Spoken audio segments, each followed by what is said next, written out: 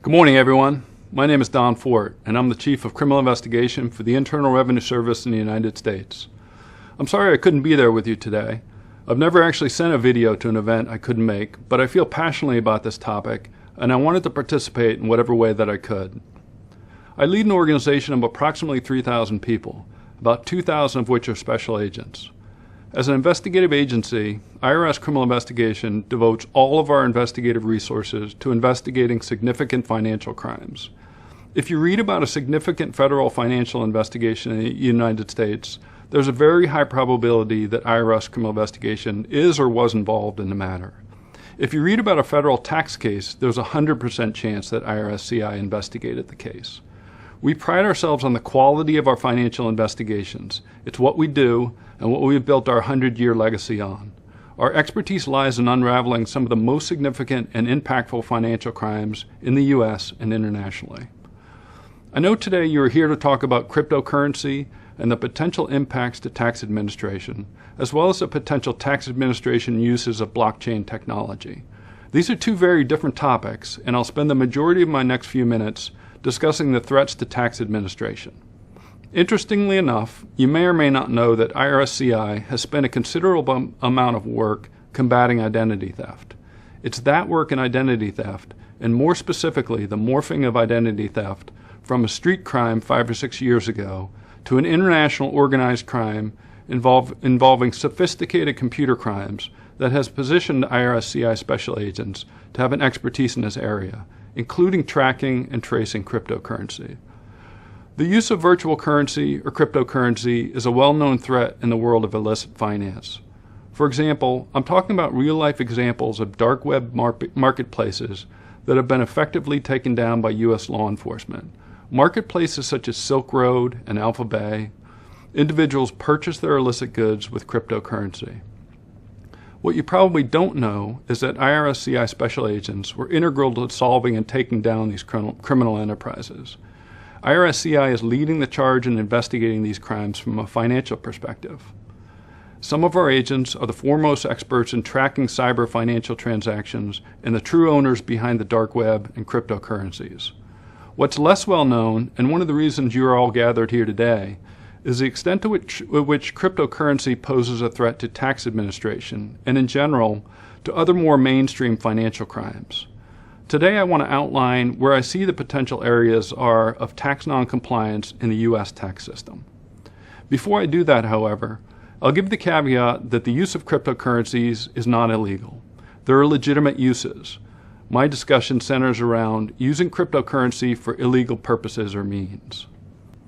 First, and the most obvious, at least in the U.S., is the failure to report capital gains on the sale of virtual or cryptocurrencies. Secondly, the potential use of cryptocurrency as a foreign bank account. In other words, parking your untaxed money in a cryptocurrency and/or the ability to quickly transfer funds across borders without detection and without ever stepping foot in another country or physically opening a bank account. And lastly, and potentially most challenging, the use of cryptocurrencies by businesses in multiple layers of their business model. Again, not illegal as long as all the income and taxes are reported and paid.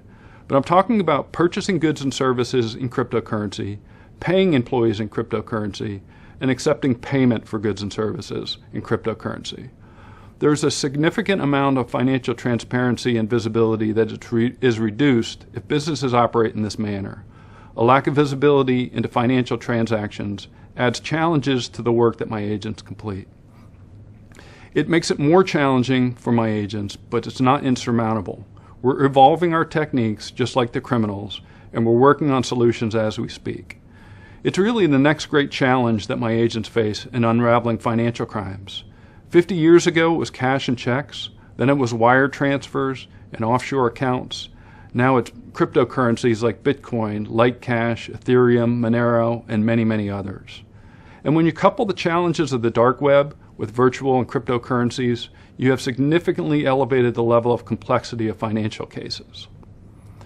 Another challenge that we all face in the international community, we do not even define virtual currency and cryptocurrency in the same way, nor do we agree on how or if to regulate it. In the U.S., We handle the second largest volume of Bitcoin, roughly 26%, although FinCEN does not consider virtual currency to be legal tender in any state. Most states allow exchanges, but U.S. regulators differ in their definitions of Bitcoin and other cryptocurrencies.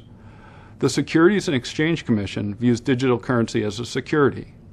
The IRS says cryptocurrency is not actually a currency.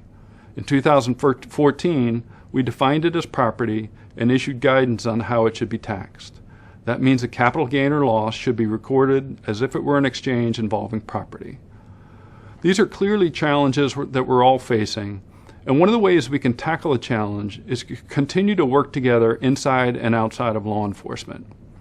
We've been working very closely with our international partners in OECD countries in this area to extend our engagement on an international level. The criminals are counting on us not working together. We have a shared goal of detecting and stopping criminal activity. And I truly believe that collaboration is how we move the needle in this area. In areas where we're effectively collaborating, criminals are going to jail for this conduct.